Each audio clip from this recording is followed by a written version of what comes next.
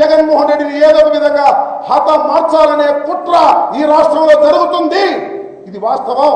చంద్రబాబు, పవన్ కళ్యాణ్, మా జగన్మోహన్ రెడ్డి గారి మీద మరొక్కసారి రాయి పడినా మరొకటి జరిగినా ఈ రాష్ట్ర ప్రజలు క్షమించాలంటే క్షమించాలని మనం చేస్తున్నాం. కుట్ర జరుగుతుందన్న ఇన్ఫర్మేషన్ నీ దగ్గర ఉందనుకో, పోయి డీజీపీ గారిని కలిసి ఇంకా ఇన్ఫర్మేషన్ ఇవ్వు. జగన్మోహన్ రెడ్డి గారిని ఈ ఆంధ్రప్రదేశ్ రాష్ట్రంలో హతమార్చాలని కుట్ర చేస్తున్నారు, ఆ ఇన్ఫర్మేషన్ నా దగ్గర ఉంది అని పోయి ఆయనకి ఇవ్వు. అంతేగాని నీ దగ్గర ఇన్ఫర్మేషన్ పెట్టుకుని మీడియా ముందుకు వచ్చి గట్టిగా ఆవేశపడి అరిస్తే ఆయాసం తప్ప ఏమీ రాదు. ఇంకొకటి, చంద్రబాబు, పవన్ కళ్యాణ్ ఇంకొక రాయి జగన్మోహన్ రెడ్డి గారి మీద పడితే ఊరుకునేది లేదు అంటున్నావు. ఎవడికి అవసరమయ్యా ఆయన మీద రాయి వేయటం? రోడ్డు మీద పెంట మీద ఎవడన్నా రాయేస్తాడా? ఏమవుద్ది? పెంట మీద రాయేస్తే తిరిగి మన మీదే పడుద్ది. ఆ దరిద్రం మాకు అవసరమా? దారిని పోయి దరిద్రాన్ని మీకు కొని తెచ్చుకుంటాం, మాకు అవసరమా? ఎవడికి అవసరం జగన్ మీద రాయేసేదానికి అవసరం? ఆయనకే అవసరం.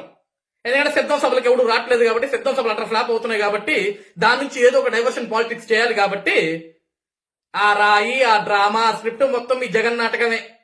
ఒకటి గుర్తుపెట్టుకోమంటే రాంబాబు, నాడు వైజాగ్ లో కోడికొత్తి డ్రామా అయినా, పులివెందుల బాబాయ్ గొడ్డలి పోట్ అయినా, ఈ రోజు విజయవాడలో ఆ రాయి డ్రామా అయినా, గులక రాయి డ్రామా అయినా మొత్తం జగన్ నాటకమే, జగన్ స్క్రిప్టే. గుర్తుపెట్టుకో.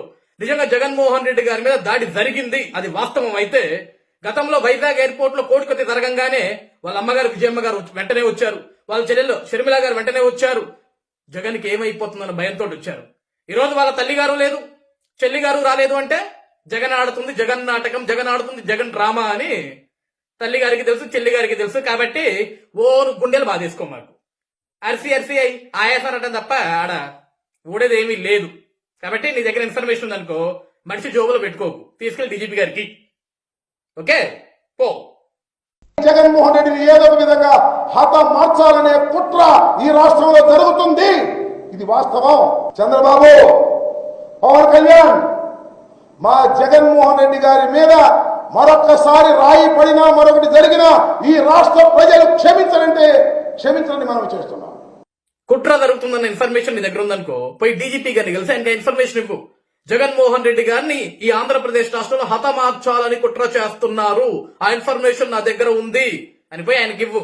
అంతేగాని నీ దగ్గర ఇన్ఫర్మేషన్ పెట్టుకుని మీడియా ముందుకు వచ్చి గట్టిగా ఆవేశపడి అరిస్తే ఆయాసం తప్ప ఏమీ రాదు. ఇంకొకటి, చంద్రబాబు, పవన్ కళ్యాణ్ ఇంకొక రాయి జగన్మోహన్ రెడ్డి గారి మీద పడితే ఊరుకునేది లేదు అంటున్నావు. ఎవడికి అవసరమయ్యా ఆయన మీద రాయి వేయటం? రోడ్డు మీద పెంట మీద ఎవడన్నా రాయేస్తాడా?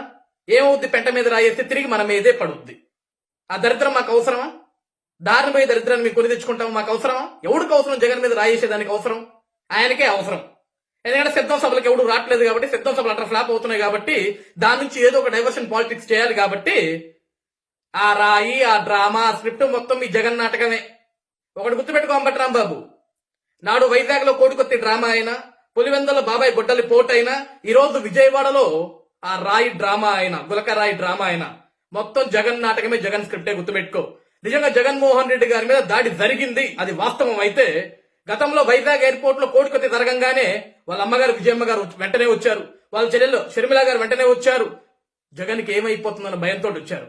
ఈ రోజు వాళ్ళ తల్లి గారు లేదు, చెల్లి గారు రాలేదు అంటే జగన్ ఆడుతుంది జగన్ నాటకం, జగన్ ఆడుతుంది జగన్ డ్రామా అని తల్లి గారికి తెలుసు, చెల్లి గారికి తెలుసు. కాబట్టి గుండెలు బాధేసుకో. మాకు అరిసి అరిసి అయి ఆయాసనటం తప్ప ఆడ ఊడేది ఏమీ లేదు.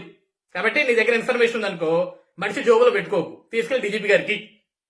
ఓకే, పో.